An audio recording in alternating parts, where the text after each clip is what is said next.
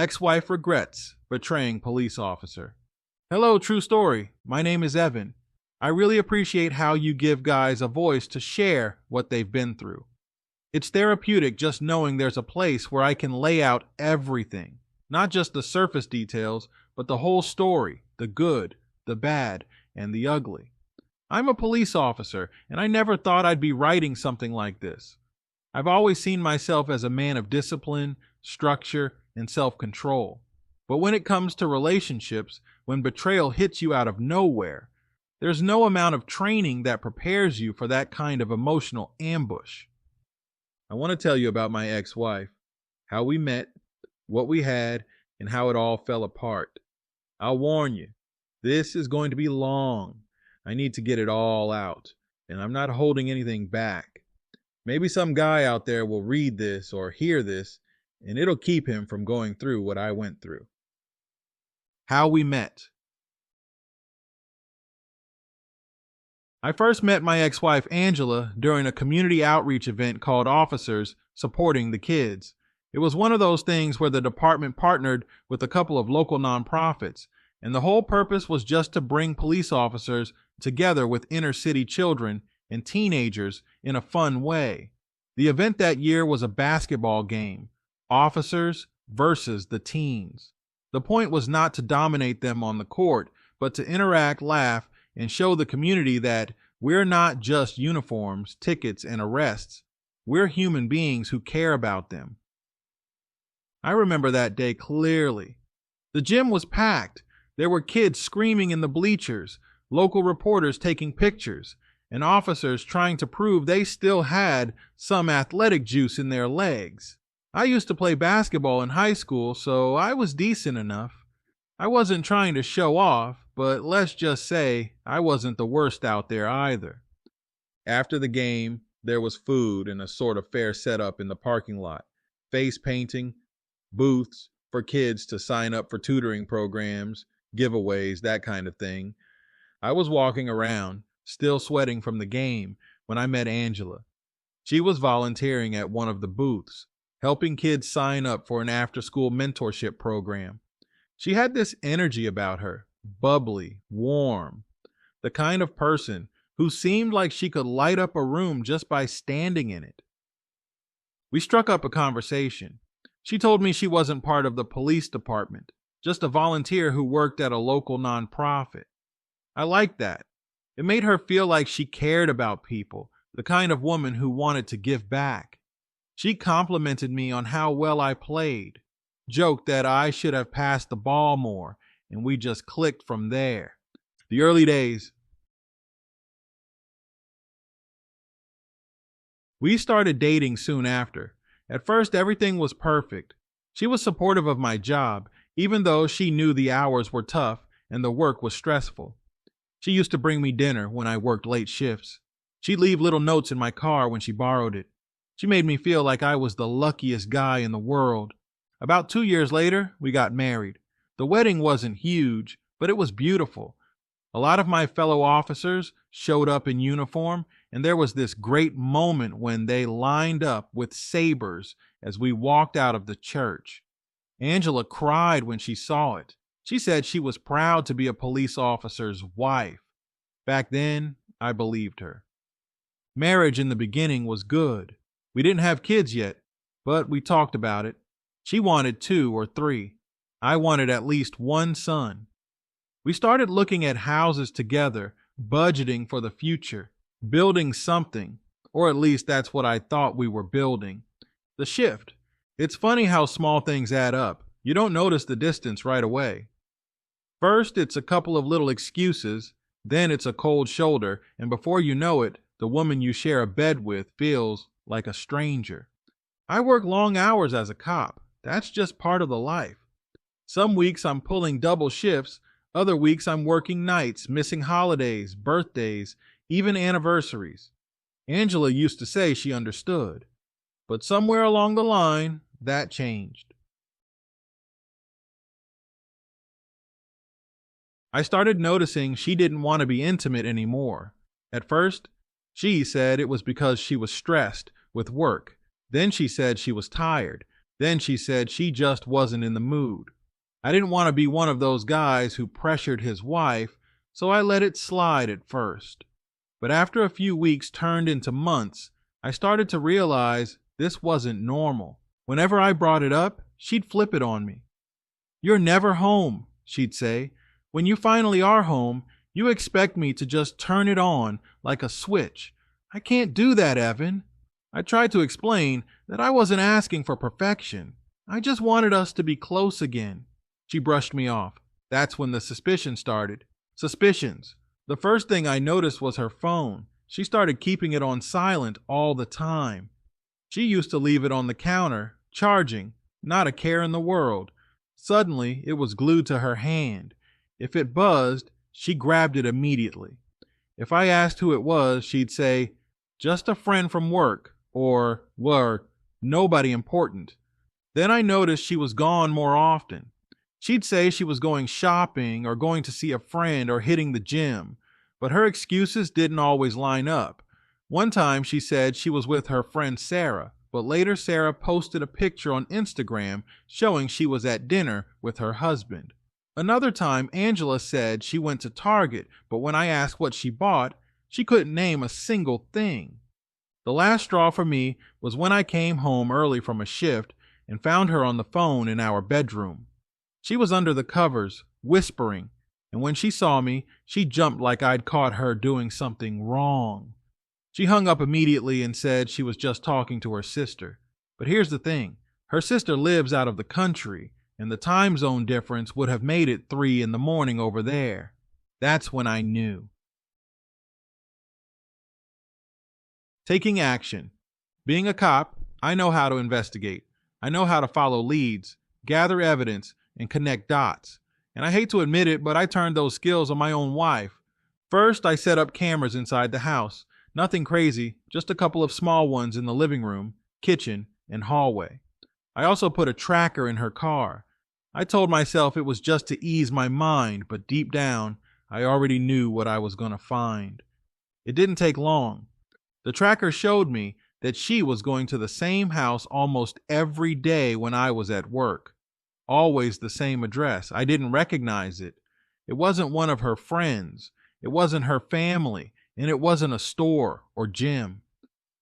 When I called or texted during those hours, she wouldn't answer.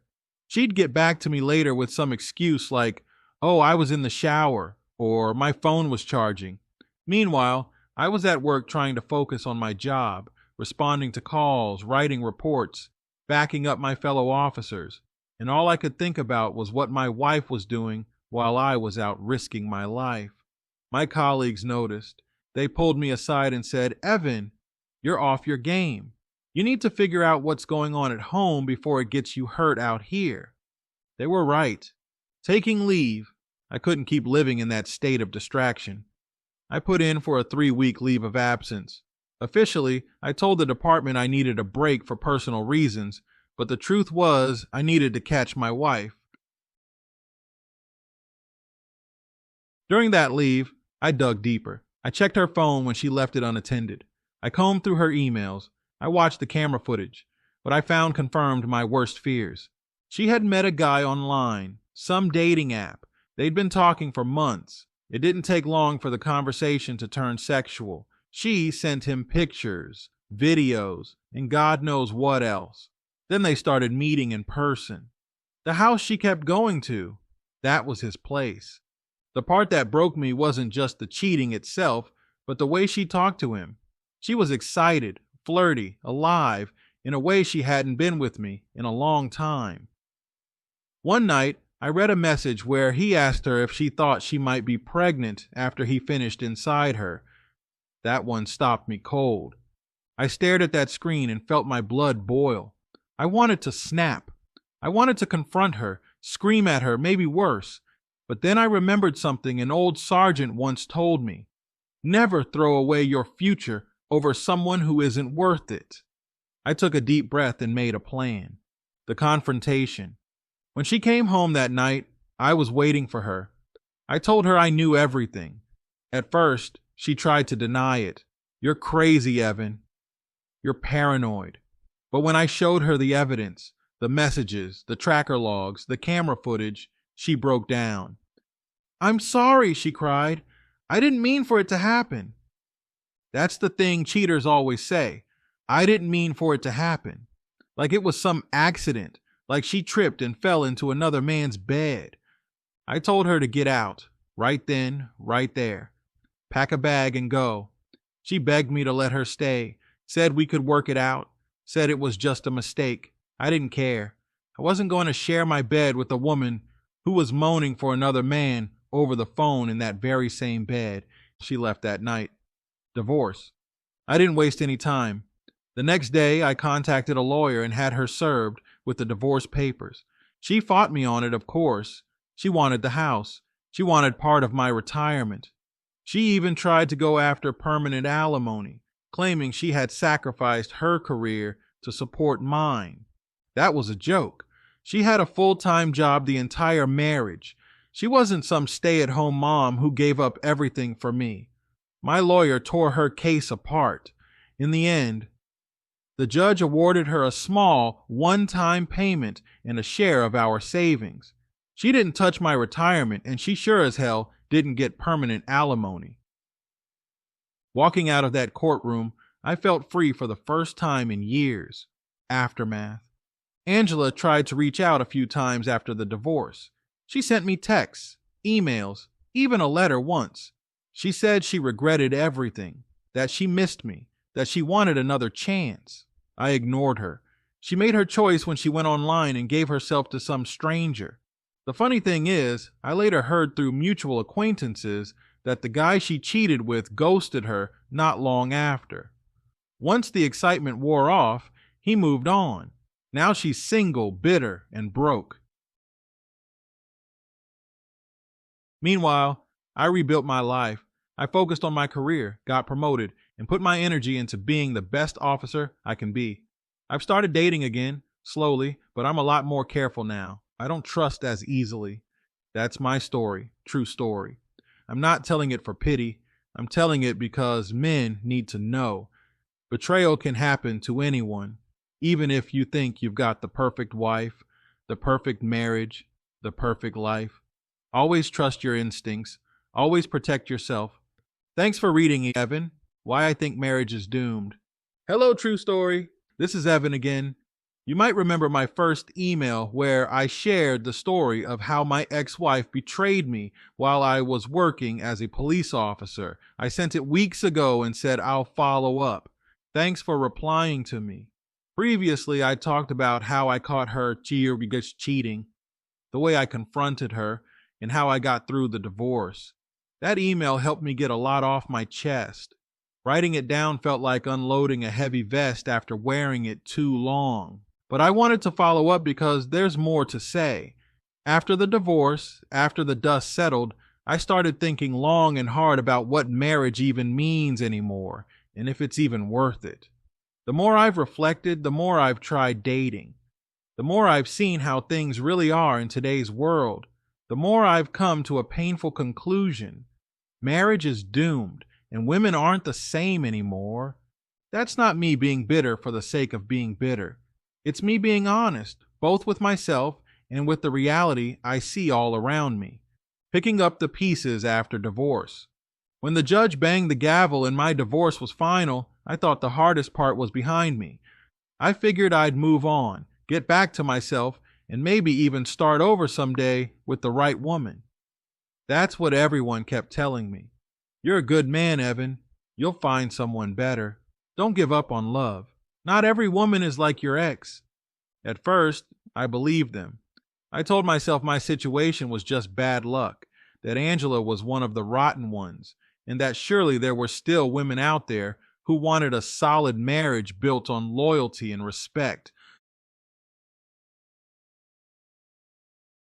So I took time to heal. I focused on my career. I worked out more. I got back into basketball on weekends with a group of guys from the department. I told myself that when I was ready, I'd dip my toes back into dating. Well, let me tell you, when I finally did, it was a rude awakening. Dating after divorce. The first thing I noticed is how transactional everything feels now. Back in the day when I met Angela, it was at a community event. We struck up a conversation face to face. It felt natural, like two people bumping into each other because life wanted it that way. Now, everything is online: apps, swipes, profiles, filters, games. It doesn't feel like people want to connect anymore. It feels like they're shopping. I downloaded a couple of the popular dating apps just to see what the scene was like. Right away, I noticed most of the profiles were copy paste: love to travel, foodie, looking for my partner in crime. And then came the endless list of requirements. He has to be 6 feet tall, has to make six figures, has to love dogs, has to be emotionally available but not clingy, ambitious but not a workaholic. Basically, they're describing a fantasy man who doesn't exist. I'm not saying women shouldn't have standards, but when the bar is set in the clouds while their own lives are a mess, it makes you question what the whole game is about. I went on a few dates anyway. I figured maybe I'd get lucky, maybe I'd meet someone who was genuine. But what I found was disappointment after disappointment. Date 1, the independent woman. The first woman I met was named Rachel. She was attractive, professional, worked in marketing. We grabbed dinner at a decent restaurant. Conversation was fine at first, but then she spent half the night talking about her ex, how he couldn't handle her independence, how she was too much woman for him. Red flag. Then, when the bill came, she just sat there staring at her phone like I was supposed to automatically pick it up. I don't mind paying. I'm old school like that. But the entitlement was dripping off her. Not even a fake reach for her purse. Not even a thank you afterward. Just an expectation that because I'm a man, I cover it. Meanwhile, she told me she doesn't believe in traditional gender roles. Funny how that only applies when it benefits her. Date 2, the influencer. The second date was with a woman named Jessica. She had thousands of followers on Instagram. I didn't even know what she did for work because her entire identity was her social media. The whole night, she kept pulling out her phone to take pictures. Pictures of the food, of the drinks, of herself, of us. She even asked me to take a couple pictures of her from across the table. At one point, I tried to have a serious conversation about family values, and she cut me off to check how many likes her last photo got. I realized then and there she wasn't looking for a partner.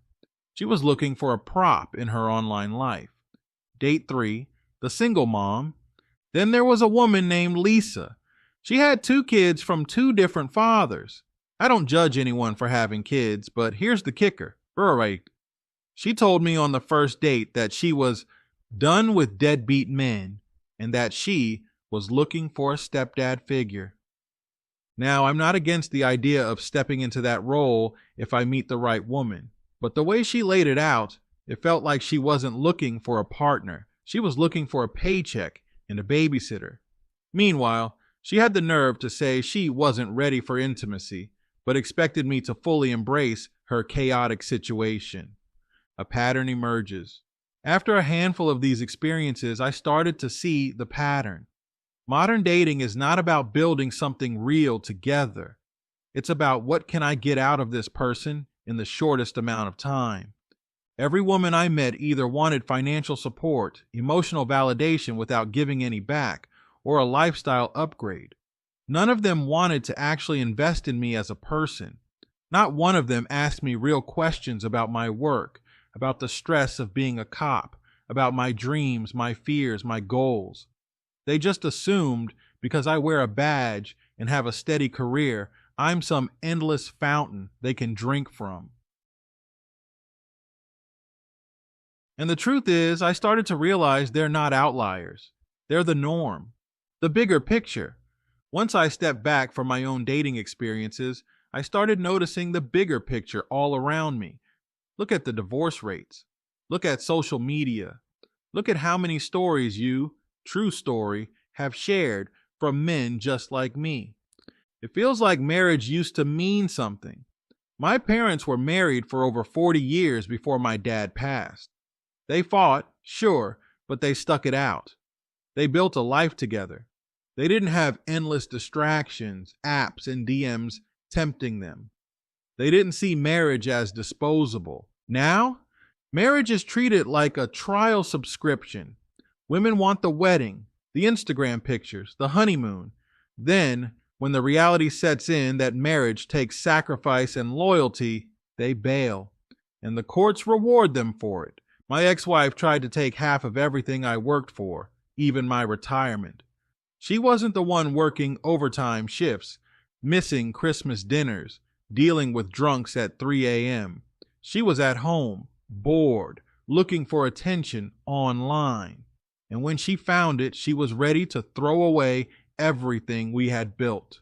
That's what marriage is now, a gamble where the house is rigged against you. How it changed me. Going through all this, I've changed. I don't look at women the same way. I don't look at marriage the same way. When I was younger, I thought marriage was the pinnacle of life. You find the right woman, you settle down, you raise a family, and that's your legacy. Now I see it differently. My legacy doesn't have to come from a woman or a marriage. My legacy can be in my work, in the kids I mentor through the department, in the younger officers I train, in the impact I leave on my community. Because let's be real, marriage for men these days is a raw deal. You give everything, and at best you get half back. At worst, you get betrayed, divorced, financially gutted, and left starting over while she plays victim. Why I think marriage is doomed.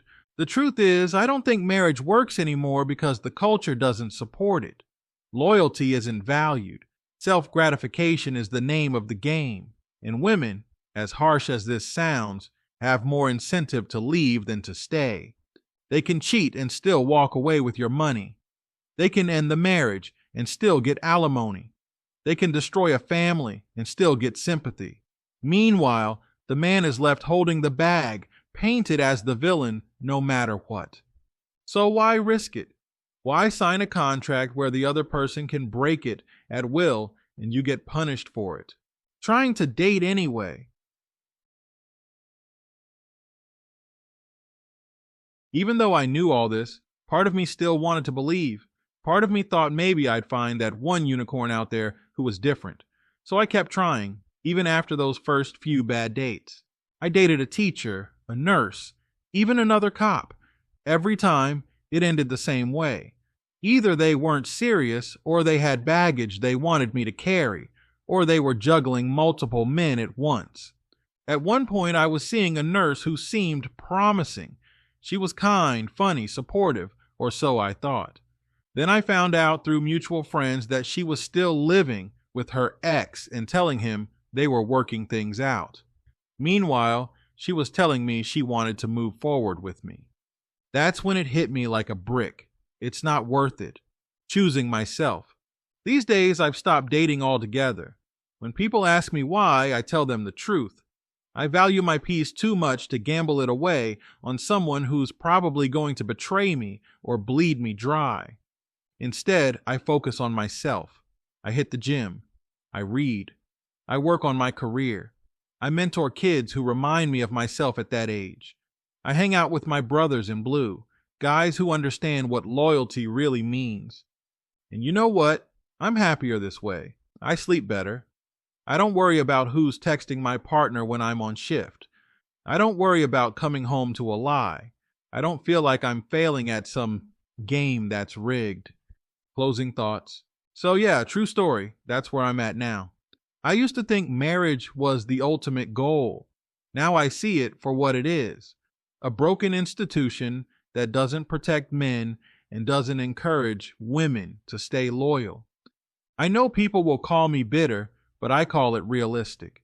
I've lived it. I've seen it. I've tried again, and I've seen the same patterns repeat. Marriage is doomed because people don't value it, and women these days are too busy chasing validation, attention, and the next thrill to actually build something that lasts. Maybe I'll stay single forever. Maybe I'll meet someone down the line who proves me wrong, but until then, I'm good with where I'm at. I've got my career, my brothers, my health, and my peace. That's more than I had when I was married to a woman who betrayed me. Thanks for letting me share again. Maybe some guy out there listening will hear this and think twice before putting everything on the line for someone who doesn't deserve it. Respectfully,